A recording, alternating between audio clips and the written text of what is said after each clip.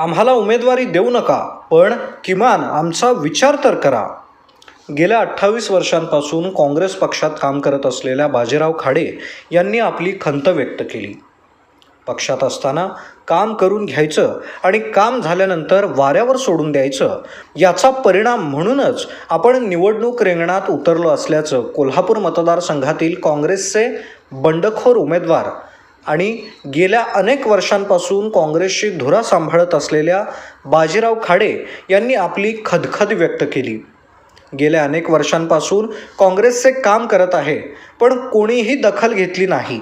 काँग्रेसमध्ये उमेदवारी वाटपाची जी कार्यपद्धती आहे ती राज्यात जिल्ह्यात वापरली नाही असे सांगत असताना आम्हाला उमेदवारी देऊ नका, पण किमान आमचा विचार तर करा, असं बाजीराव खाडे यावेळी म्हणाले.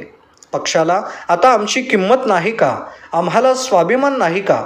आम्ही थांबायला तयार आहे, मात्र आम्हाला कोणाचाही फोन आला नाही.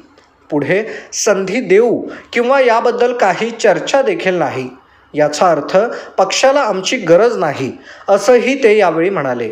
शेतकरी बेरोजगार कोल्हापुरातील IT पार्कचे काम करण्यासाठी पुढाकार घेणार आहे असे सांगत असताना 20 दिवसांपूर्वी जिल्ह्यातील नेते मंडळी भेटली, आम्ही त्यांचा आदर करतो. पक्षात काम करूनही आम्हाला उमेदवारी मिळणार नसेल तर आम्ही कोणाकडे बघायचं, अशी खंत बाजीराव खाडे यांनी यावेळी व्यक्त केली.